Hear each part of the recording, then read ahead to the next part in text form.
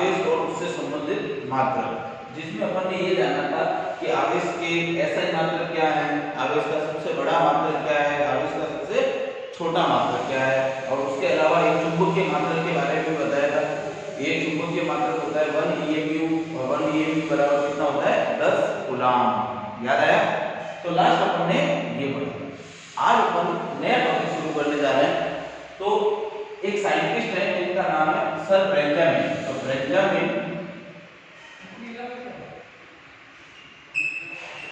Benjamin Franklin का प्रयोग,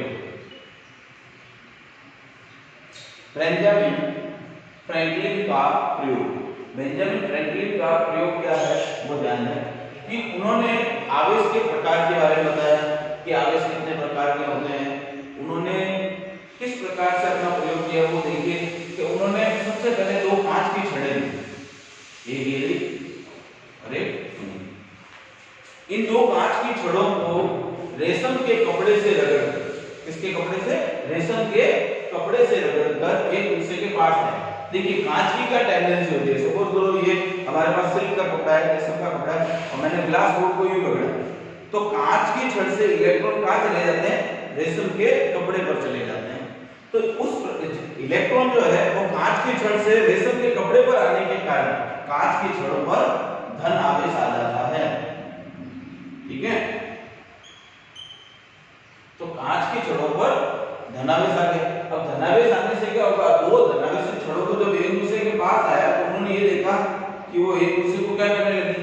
प्रतिकर्षित करने लगी। क्या करने लगी? प्रतिकर्षित करने लगी। अब उन्होंने दो प्लास्टिक की छड़ें ली, उन दो प्लास्टिक की छड़ों को उन्होंने बिल्ली की खाल से रगड़ा। किसकी खाल से रगड़ा? बिल्ली की। और बिल्ली की खाल से रगड़ने पर क्या होता है?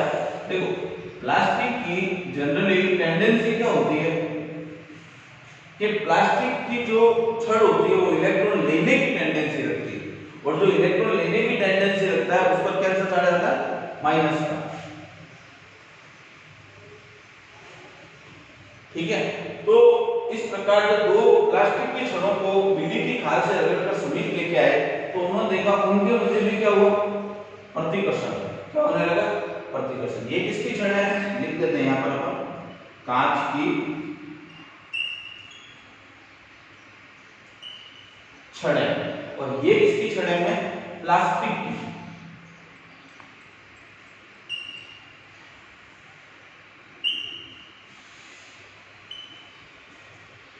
अब उन्होंने क्या किया? एक प्लास्टिक की छड़ और एक कांच की छड़ दोनों को एक दूसरे के पास लेकर आए। तो उन्होंने क्या पाया? देखिए कि ये कांच की छड़ है मान लीजिए, और ये जो है वो प्लास्टिक की छड़ है। तो जब दोनों को एक दूसरे के समीप लाया गया तो ये देखा गया कि ये दोनों एक दूसरे को क्या करने लगी? आकर्षित करने लगी, एक दूसरे को अट्रैक्ट करने लगी। तो जो ये आकर्षण हुआ तो इसका मतलब उन्होंने कुछ बातें बताई कि भाई जो समान पदार्थ होते हैं, जो समान आवेश होते हैं, उनके मध्य हमेशा प्रतिकर्षण होता है, जिन पर समान प्रकृति का आवेश होता है।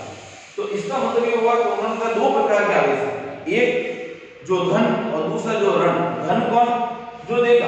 आज मैं किसी को दे रहा हूं, इसका मतलब मैं धनी हूं, तभी मैं दे रहा हूं, और अगर मैं किसी से ले रहा हूं तो मैं ऋणी हूं। तो मैंने इलेक्ट्रॉन त्यागा है तो मैं धन हूं, यानी मेरे पे पॉजिटिव चार्ज है, और अगर मैंने इलेक्ट्रॉन लिया है तो मेरे पे कौन सा चार्ज है?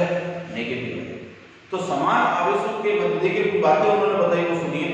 पहली बात, समान प्रकृति के आवेशों के मध्य हमेशा प्रतिकर्षण बल लगता है, और असमान आवेश होंगे तो उनके मध्य आकर्षण बल लगेगा। समझ आई बात? और एक बात कि उनके बीच में जो आकर्षण या प्रतिकर्षण का जो बल लगेगा वो निर्भर करेगा कि उन पर आवेश का परिमाण कितना है। यदि आवेश का परिमाण अधिक होगा तो लगने वाला बल भी अधिक होगा। समझ आ रही बात? तो ये था सर बेंजामिन फ्रैंकलिन का प्रयोग जो आवेशों से संबंधित है। ठीक है, हाँ ध्यान दीजिएगा। अब अगला टॉपिक है अपना वस्तु के आवेशन की विधियां। ठीक है, इससे पहले हमने अभी बेंजामिन फ्रैंकलिन का प्रयोग पढ़ा था, उसके बाद ये है टॉपिक। और वस्तु के आवेशन की मेनली जो है वो तीन मेथड है जिससे अपन किसी भी बॉडी को चार्ज कर सकते हैं। ठीक है, आवेशन का मतलब होता है चार्ज करना, चार्जिंग करना बॉडी को। तो किसी किसी बॉडी को चार्जिंग करने के मेनली कितने तरीके हैं?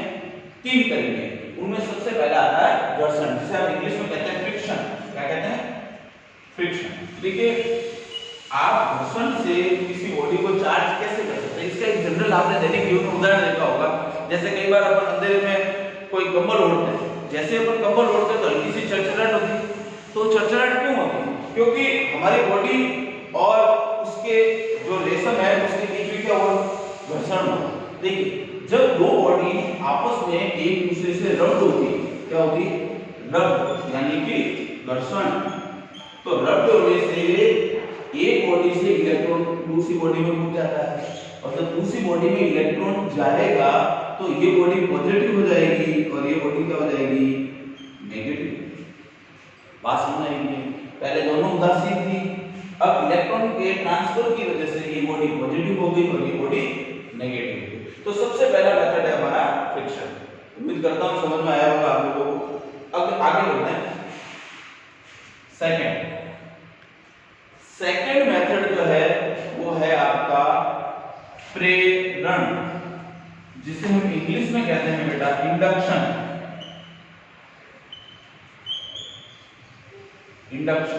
अब बात आती है कि सर ये क्या मेथड है, इसमें क्या होता है? तो देखिए घबराने की जरूरत नहीं है। प्रेरण जो विधि है उस प्रेरण विधि में 2 मेथड है। पहला जिसमें आप पृथ्वी का यूज करेंगे, भूमि का उपयोग करेंगे, यानी कि भू संपर्कण, और एक है बिना भू संपर्कण। एक बार भूमि का यूज करेंगे और एक बार भूमि का यूज नहीं करेंगे। तो पहला इसी के अंदर फर्स्ट इस तरह से लिख देते हैं, भू संपर्कण द्वारा, by using grounding method. Okay, तो सबसे पहले मान लो मेरे पास एक गोला है, ये एक गोला है और ये गोला ए है, ये उदासीन। कैसा है? उदासीन। उदासीन का मतलब हो गया इसमें पॉजिटिव और नेगेटिव की जो मात्रा है वो बराबर है, और जिसमें पॉजिटिव और नेगेटिव की मात्रा बराबर होती है उसे हम एक उदासीन गोला कहते हैं। ठीक है, अब क्या होगा? अब मैं इस उदासीन गोले के जो पास वो एक कोई आवेशित क्षण लेके आता हूं, जैसे मैंने पॉजिटिव क्षण लिया है। तो लोगों को पूछा क्या होगा? पॉजिटिव क्षण लाए तो देखो कोई दिक्कत नहीं है, पॉजिटिव क्षण आ गई तो भाई क्या होगा? पॉजिटिव क्षण आने से इसमें मौजूद जितना भी नेगेटिव वो सब खींच के इधर आ जाएगा, आएगा नहीं? पॉजिटिव और नेगेटिव के बीच में एक अट्रैक्शन फोर्स लगता है, जैसे मकोड़े और गुलाब जामुन के बीच। आप इधर गुलाब जामुन रख दो, 5-10 मकोड़े रख दो तो क्या होंगे? मकोड़े गुलाब जामुन की तरफ जाएंगे कि जाएंगे? पास आएंगे। तो ये प्रेरण है।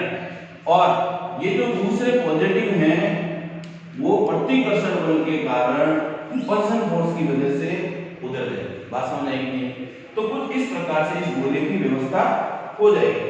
अब हम क्या करते हैं? इस क्षण की उपस्थिति को बनाए रखते हैं, इसको चेंज नहीं करते हैं। देखिए ये क्षण की प्रेजेंस बनी हुई है। अब इस ए गोले के जो पॉजिटिव भाग को हम एक तार के माध्यम से भूमि से जोड़ देते हैं। जब भूमि से जोड़ देंगे तो क्या होगा? ये तो नेगेटिव है, भूमि से जोड़ने से समस्त पॉजिटिव इस तार के माध्यम से भूमि में चला जाएगा, तो ये समस्त भूमि में चला ग्राउंड में। इससे क्या होगा? थोड़ी देर तक हम ऐसा रखने के बाद फिर क्या करते हैं? इस तार को और छड़ को दोनों को हटा लेते हैं। हटा लेने से क्या होगा? अब इस गोले के अंदर बचा कौन? नेगेटिव। और वो नेगेटिव क्या होगा? इस गोले में एक समान रूप से वितरित हो जाएगा। इस प्रकार ये गोला क्या हो गया? ऋणावेश। मतलब अपन ने क्या किया? थोड़ी देर ऐसे रखा फिर हटा दिया, तो आवेशों का एक गुण होता है वो ऑटोमेटिक बॉडी की जैसे जियोमेट्रिकल शेप होती है उसके अकॉर्डिंग वो डिस्ट्रीब्यूट हो जाता है। तो ये बॉडी कैसी होगी? नेगेटिव। अगर इसी को मुझे पॉजिटिव करना होता तो मैं नेगेटिव जोड़ दिया था, या फिर ये तार यहाँ भी जोड़ के यहाँ जोड़ देता। बात समझ आएगी? तो ये है हमारा भू संपर्कण मेथड। अब इसके आगे अपन दूसरा जो मेथड है वो जानते हैं। देखिए ओके,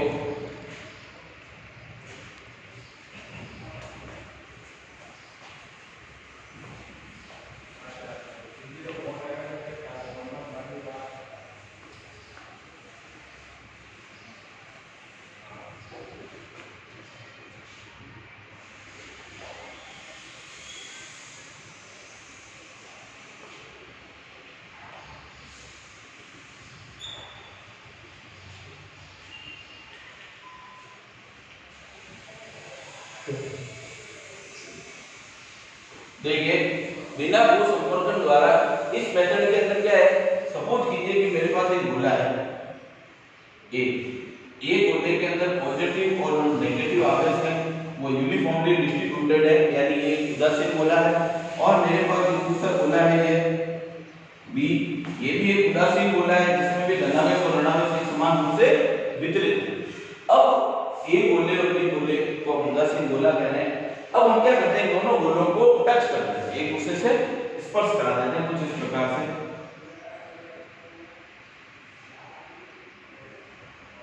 करा दिया स्पर्श।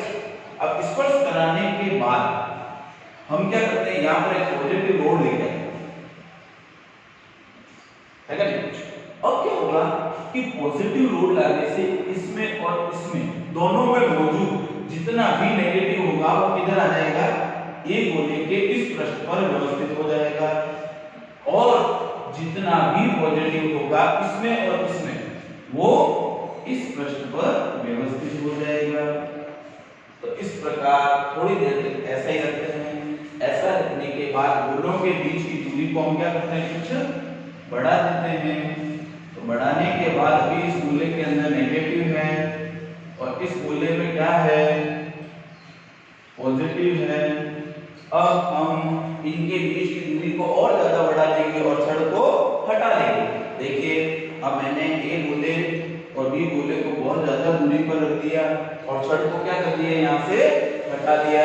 हटाने पर ए गोले में क्या बचेगा बेटा, ऋणावेश। तो इस प्रकार ए गोला क्या हो गया, नेगेटिव चार्ज, और बी के अंदर क्या बचा, पॉजिटिव। तो बी क्या हो गया बेटा, पॉजिटिव। तो इस प्रकार हमने ए और बी गोले को क्या किया, आवेशित किया। बात समझ आई? अब देखिए अगर इसको पॉजिटिव इसको नेगेटिव करना होता तो हम लोड उल्टी किया थे नेगेटिव, या फिर इनका क्रम यूं रख देते, समझ नहीं बात, या तो क्रम चेंज कर देते या फिर रोड चेंज कर देते। ठीक है, वेरी सिंपल मेथड उम्मीद करता हूं समझ में आया होगा। आगे देखिए, हाँ देखिए तीसरा मेथड है अपना विद्युतीकरण। देखो विद्युतीकरण में क्या है कि अपने पास सपोज करो एक चार्ज हो, ये ए हो रही है और ये किसी चार्ज है, यानी कि चार्ज, इसे हम कहते हैं आवेशित वस्तु। ठीक है, मैं आवेशित वस्तु के पास कोई अनावेशित वस्तु लेके आता हूं,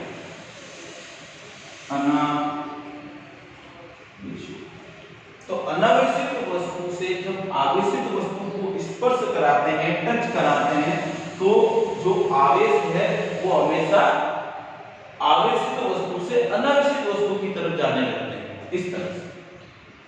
तो हम ये कह सकते हैं कि जो आवेशों का गमन होता है, जो ट्रांसफर होता है, वो हमेशा उच्च विभव वाली वस्तु से निम्न विभव वाली वस्तु की ओर तब तक होता है जब तक कि दोनों का विभव समान नहीं होता। यानी आवेशों का गमन उच्च विभव से निम्न विभव की ओर होता है। आप एक चीज देखिए, मैंने किसी प्लग के अंदर उंगली रखी, कभी इत्तेफाक से मेरे करंट आता नहीं आता, क्योंकि वो आवेशित है, मैं क्यों अनावेशित। तो आवेशों का ट्रांसफर उससे किधर हुआ, मेरे, तो मैं भी चार्ज हो गया, मेरे भी झटका लगे। तो ये भी एक विद्युतीकरण मेथड है, जिसे इंग्लिश में कहते हैं electricity method. Is that clear?